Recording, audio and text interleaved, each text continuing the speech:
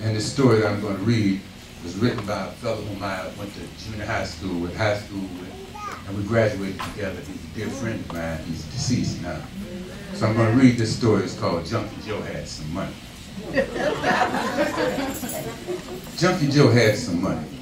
Nobody thought so except those two big cats. Everybody thinks he was just an old, poor junk man. Everybody but those two big cats and me. I mean, I know he had some money. I know it. I told him over and over once. But they didn't believe me, and I'm glad they didn't. I was just 12 and asleep, kind of. That's why they didn't believe me. When you're 12, nobody knows. Nobody believes you know anything, and you don't know too much. You know just about what's good for you and what's not. Like green apples and castor oil. And you know just about what's right and what's wrong. And sometimes you don't even know that much.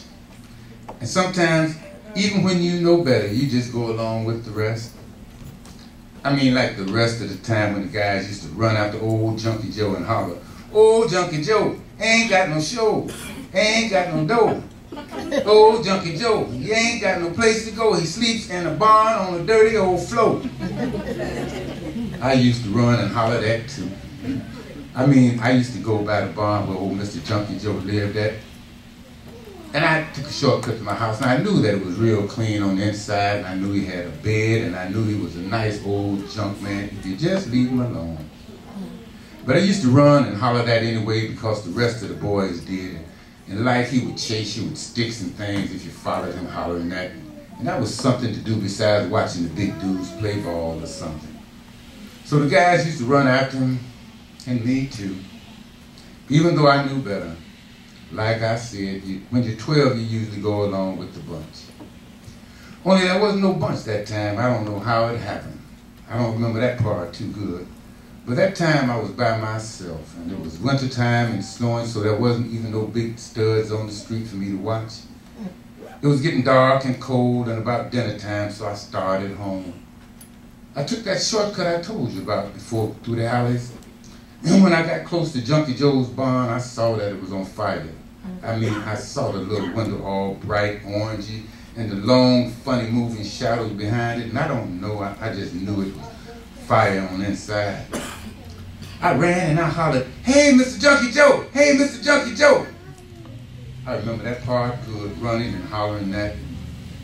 And when I got to his door, it slid open. It was one of those sideways sliding kinds, and the first big cat, the skinny one, who had all those dollars in his hand and mean eyes, he grabbed me and he snatched me inside. He said, "What the you doing around here?"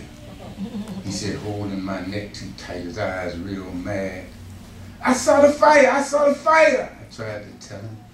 But he was holding my neck too tight. I saw the other big cat, the one with the knife and the blood all over his overcoat, putting Junkie Joe's blanket over the little window, hurrying up because the fire was climbing all up the back wall and jumping at the ceiling.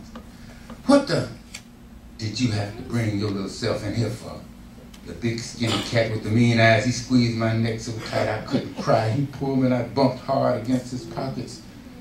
They were hard with change. He made a fist and gritted his teeth. I felt like I was going to do something on myself. But just then, the fire went whoosh on the ceiling, and he looked back at the other big cat. I wanted to cry so bad I could have prayed to cry.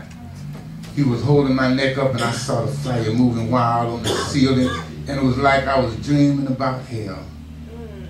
I twisted around and saw the other big cat coming over, and when he stepped over him, I saw Junkie Joe. He was on the floor with his eyes and his mouth open, and blood all over his raggedy shirt and all over the floor where he was laying. The fire made him look like he wasn't real. And there was blood all over the other big cat's coat. He pushed the skinny cat and grabbed me. It was like the devil had grabbed me. I just wanted to die. "You had to be so nosy, huh? Well, you won't see nothing, huh? Well, you won't see nothing else you love." It was like his voice was the fire, and I saw the knife move out to the side, and the sleeve was all ugly, slimy red, and all the front of his coat was slimy, ugly red, and all I could see was the knife and the blood, and I knew it was going to hurt. And I opened my mouth, but I couldn't holler to save my soul. But the skinny cat grabbed him and pushed him. He said, "No, man, no. 2 of them will make them wonder and check up." He hollered. Then he grabbed me.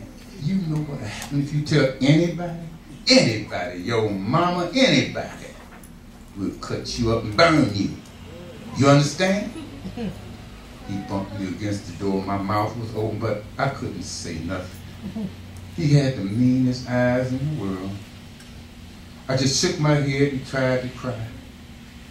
"And if we ever get caught, ever, our friends will get you. You understand?" He bumped me on the door again.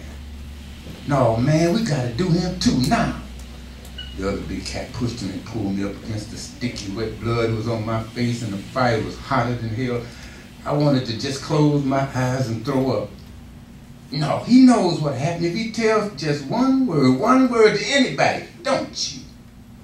The skinny cat shook one long finger by his mean eyes. I could see the dollars in his hand. The fire was burning my face. I guess I shook my head because the door slid open and they pushed me and kicked me. I heard the door close and I heard them running away, but I didn't look back. I just ran. God, running never felt so good.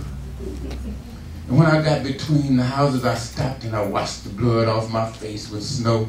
I washed it. I washed it. Washed it. Then I ran home. I didn't eat much. I didn't want to eat at all, but Mama would have asked questions. Daddy was at work. Mama kept looking at me while I tried to keep my head down and eat. She kept asking me if I felt good. Then the fire siren started and she went to the window. She went to the back door. I scraped my plate in the garbage and covered it up and told her I was going to bed because I didn't feel too good. She just said okay.